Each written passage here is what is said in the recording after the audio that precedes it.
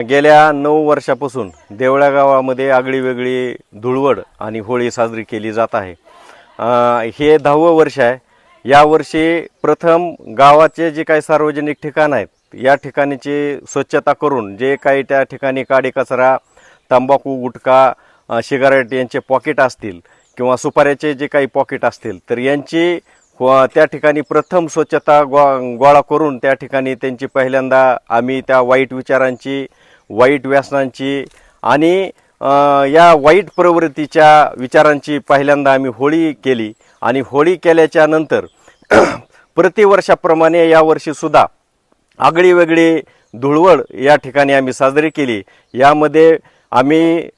धुळवडीच्या दिवशी गोमूत्र, देशी गाईचं गोमूत्र, देशी गाईचं शेण, काळी माती, पांढरी माती, लाल माती जे पर्यायानं या निसर्गामध्ये उपलब्ध आहेत, जे या शेतीला वरदान ठरणारे आहेत, या पर्यावरणाला वरदान ठरणारे आहेत आणि निसर्गाला या ठिकाणी पूरक असे नैसर्गिक पद्धतीने जे काही आम्ही प्रतिवर्षाप्रमाणे धुळवड साजरी करतो त्या अगोदर ज्या विचित्र पद्धतीने धुळवडी साजऱ्या केल्या जात होत्या त्याला मोडीत काढून नवीन पद्धतीने या ठिकाणी धुळवड साजरी करावी अशा पद्धतीचा विचार आमच्या येथील किसान गटाचे श्रमकरी ग्रुपचे प्रमुख देवेंद्र चाचा यांनी आम्हाला सूचना कळवल्या, त्यांनी हा संदेश दिला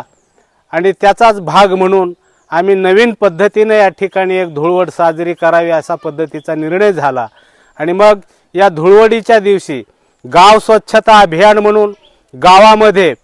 वेगवेगळ्या ठिकाणी जे काही केर कचरा झालेला आहे, गुटखा असेल, बिडी असेल, सिगारेट असेल, अशी जी वेशिनी पद्धतीचा कचरा झालेला आहे, इतर कचरा झालेला आहे, तो सर्व गोळा करून या ठिकाणी त्याची होळी केली जाते। आणि होळी केल्यानंतर या ठिकाणी धुळवड साजरी करीत असताना शेतीमध्ये निर्माण होणारे जी काही लाल माती असेल, पांढरी माती असेल, देशी गाईचं शेण असेल, कोळसा असेल, राख असेल, अशा पद्धतीचे रंग वापरून आम्ही ही धुळवड साजरी दरवर्षीप्रमाणे याही वर्षी केलेली आहे। आणि ज्यामुळं जे आज नवीन आधुनिक कलर आलेले आहेत त्या कलरमुळं लहान लेकरं असतील किंवा तरुण असतील यांना त्याच्यापासून इजा निर्माण होऊ शकते। डोळ्यामध्ये गेले तर डोळ्याला इजा होऊ शकते, शरीराच्या चमड्यावरती इजा होऊ शकते। म्हणून हे सगळे प्रकारचे आम्ही आधुनिक पद्धतीचे